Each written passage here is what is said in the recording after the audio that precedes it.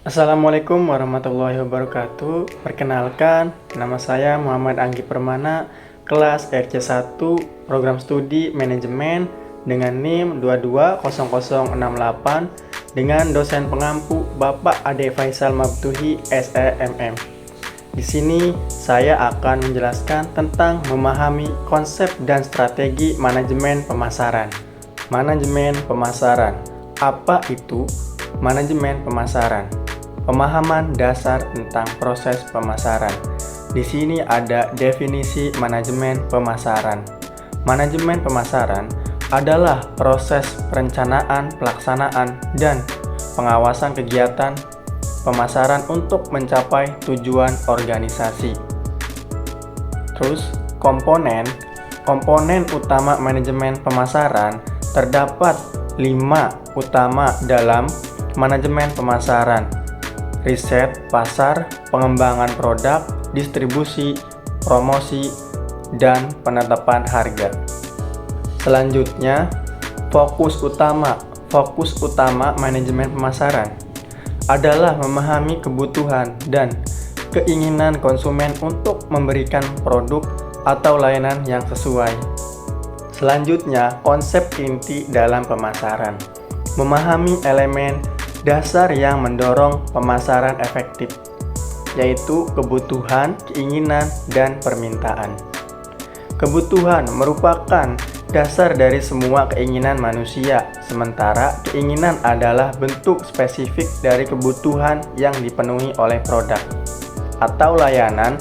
Permintaan adalah keinginan yang didukung oleh daya beli yang mendorong konsumen untuk membeli.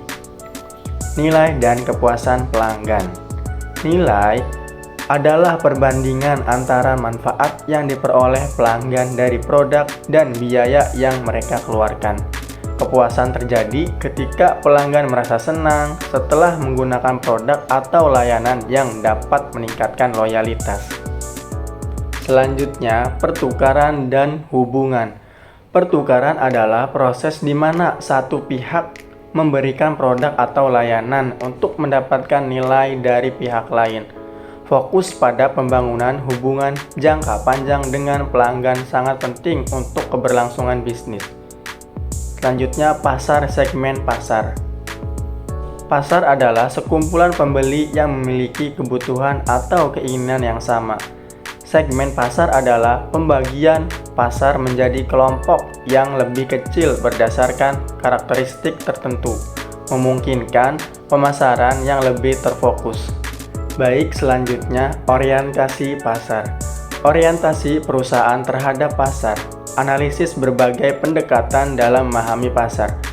Orientasi produk fokus pada efisien produksi dan distribusi, memastikan bahwa produk dibuat dengan biaya terendah untuk mencapai volume besar. Contoh, perusahaan manufaktur massal seperti produsen mobil. Selanjutnya, orientasi produk. Menawarkan produk berkualitas tinggi tanpa mempertimbangkan kebutuhan atau keinginan pasar. Hal ini sering dilakukan oleh merek premium yang menekankan pada eksklusivitas dan kualitas, contoh merek fashion mewah. Selanjutnya, orientasi penjualan. Menekankan teknik penjualan yang agresif seperti promosi besar-besaran dan penjualan langsung. Pendekatan ini bertujuan untuk mendorong konsumen membeli produk dengan cepat. Contoh, perusahaan yang menggunakan ini perusahaan iklan TV dan media sosial secara intensif. Selanjutnya, orientasi pemasaran. Memprioritaskan kebutuhan dan keinginan pelanggan. Menggunakan riset pasar atau memahami preferensi ini menciptakan produk lain dan layanan yang lebih baik. Contoh, perusahaan yang melakukan survei pelanggan secara rutin. Selanjutnya, orientasi sosial. Mengutamakan tanggung jawab sosial dan berkelanjutan dalam operasi bisnis dengan fokus pada dampak sosial dan lingkungan. Contohnya, perusahaan yang memproduksi barang dari bahan daur ulang. Baik, selanjutnya tugas dan peran manajer pemasaran. mengelola strategi pemasaran untuk mencapai tujuan bisnis, yaitu perencanaan strategi, mengembangkan rencana pemasaran yang komprehensif berdasarkan analisis mendalam tentang pasar dan kompetisi untuk memaksimalkan peluang. Riset dan analisis pasar, mengumpulkan dan menganalisis data pasar untuk mendapatkan wawasan tentang perilaku konsumen dan tren industri yang berkembang. Dan selanjutnya, mengembangkan produk, bekerja sama dengan tim produk untuk menciptakan penawaran yang sesuai dengan kebutuhan dan harapan pasar, memastikan relevansi produk. Baik, selanjutnya penetapan harga. Menetapkan harga yang kompetitif yang mencerminkan nilai produk dan menarik bagi konsumen, sambil mempertimbangkan biaya dan margin keuntungan. Selanjutnya, promosi dan komunikasi. Mendesain dan melaksanakan kampanye pemasaran yang efektif untuk meningkatkan kesadaran mereka, untuk meningkatkan kesadaran merek dan mendorong penjualan produk. Selanjutnya, pengukuran kinerja. Menggunakan indikator kinerja utama KPI untuk mengevaluasi efektivitas strategi pemasaran yang diterapkan dan melakukan menyesuaikan jika diperlukan. Baik, selanjutnya proses perencanaan. Proses perencanaan adalah langkah-langkah yang diambil untuk merumuskan rencana yang jelas dengan tujuan untuk mencapai suatu tujuan atau hasil tertentu. Tahap-tahapannya, identifikasi tujuan, mengumpulkan informasi, analisis situasi, pengembangan alternatif, evaluasi, dan pemilihan alternatif, mengimplementasi rencana, pemantauan, dan penyesuaian. Selanjutnya, perencanaan strategi bagian dari perencanaan yang lebih luas dengan fokus pada penyesuaian strategi untuk mencapai tujuan jangka panjang organisasi. Perbedaan utama fokus waktu dan lingkup. Selanjutnya, riset pemasaran. Riset pemasaran proses sistemasi untuk mengumpulkan, menganalisis, dan menginvestasikan data yang relevan dengan pemasaran produk atau jasa. Baik, selanjutnya jenis riset pemasaran. Riset deskriptif untuk menggambarkan kondisi pasar atau karakteristik konsumen, yaitu ada lagi riset eksploratory untuk mengeksplorasi ide-ide atau baru masalah yang belum teridentifikasi dengan jelas. Selanjutnya, riset kausal untuk mengetahui hubungan sebab akibat, misalnya bagaimana perubahan harga mempengaruhi penjualan. Perbedaan sistem informasi lebih berfokus pada pengelolaan dan penyebaran informasi secara keseluruhan dari dalam organisasi. Sementara riset pemasaran lebih spesifik untuk mengumpulkan dan menganalisis data terkait pemasaran. Baik, selanjutnya hubungan antara sistem informasi dan riset pemasaran. Keduanya saling melengkapi. Sistem informasi pemasaran, Marketing Information System (MIS) adalah jenis sistem informasi yang dirancang untuk mendukung riset pemasaran. MIS menyediakan platform bagi perusahaan untuk mengumpulkan, mengelola, dan menganalisis data pasar yang diperlukan dalam riset pemasaran. Dengan kata lain, sistem informasi memberikan infrastruktur untuk mengelola data, sementara riset pemasaran memberikan wawasan yang lebih mendalam tentang pasar dan konsumen untuk membantu perusahaan merencanakan dan melaksanakan strategi pemasaran yang lebih efektif. Baik, selanjutnya analisis lingkungan pemasaran.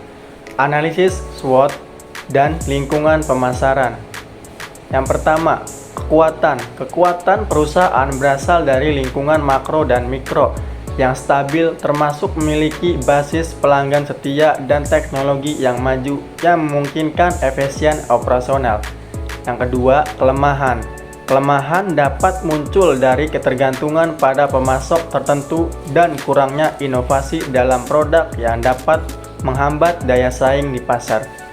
Dan yang ketiga, peluang. Peluang hadir melalui tren pasar yang mengarah ke digitalisasi dan peningkatan permintaan untuk produk berkelanjutan yang dapat dimanfaatkan untuk pertumbuhan. Yang keempat, ancaman. Ancaman yang dihadapi termasuk persaingan yang semakin ketat dan perubahan regulasi yang dapat mempengaruhi cara operasional perusahaan.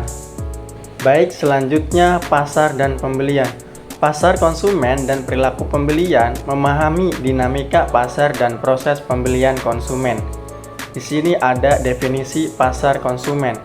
Pasar konsumen sendiri dari individu atau rumah tangga yang membeli barang dan jasa untuk kebutuhan mereka pribadi. Selanjutnya ada segmentasi pasar konsumen. Pasar membantu dalam memahami karakteristik pembelian berdasarkan demografis, geografis, psikografis, dan perilaku. Selanjutnya ada segmentasi demografis, meliputi usia, jenis kelamin, dan pendapatan dan yang mempengaruhi keputusan pembelian. Selanjutnya, segmentasi geografis, berfokus pada lokasi dan iklim yang dapat mempengaruhi preferensi produk konsumen. Selanjutnya, ada segmentasi psikografis, mencakup gaya hidup dan nilai-nilai yang mempengaruhi perilaku pembelian individu. Baik, selanjutnya segmentasi perilaku, menilai pola pembelian dan loyalitas. Merek yang dapat membantu dalam strategi pemasaran. Selanjutnya di sini ada proses pembelian. Proses yang dilalui konsumen mulai dari pengenalan, kebutuhan hingga perilaku pasca pembelian. Selanjutnya, pengenalan kebutuhan. Tahap awal di mana konsumen menyadari adanya kebutuhan yang harus dipenuhi. Selanjutnya, ada pencarian informasi. Konsumen mencari informasi terkait produk atau jasa untuk memenuhi kebutuhan mereka. Selanjutnya, evaluasi alternatif. Konsumen membandingkan berbagai pilihan yang ada sebelum membuat keputusan pembelian. Selanjutnya, pembelian, tahap di mana konsumen akhirnya melakukan transaksi untuk produk atau jasa yang dipilih. Selanjutnya, perilaku pasca pembelian. Tindakan dan refleksi konsumen setelah melakukan pembelian, termasuk kepuasan dan kemungkinan pembelian ulang. Baik, selanjutnya strategi STP. Contoh produk dan strategi STP. Analisis STP untuk 3 produk. SK Battle. Segmentasi konsumen sadar lingkungan usia 18-35 tahun. Targeting mahasiswa dan pekerja muda yang peduli pada berkelanjutan. Positioning botol air yang membantu Anda menjaga lingkungan. Selanjutnya yang kedua, Smart Home Security System. Segmentasi pemilik rumah berpenghasilan menengah ke atas, targeting keluarga dengan anak-anak yang prioritas keamanan. Positioning, lindungi rumah Anda dengan teknologi mutakhir. Selanjutnya yang ketiga, Gourmet Pet Food. Segmentasi pemilik hewan peliharaan yang mengutamakan kualitas makanan.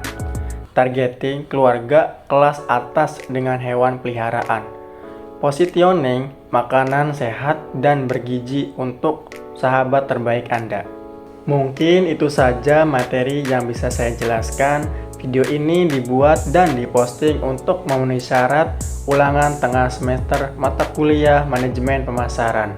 Kurang lebihnya mohon maaf. Wassalamualaikum warahmatullahi wabarakatuh.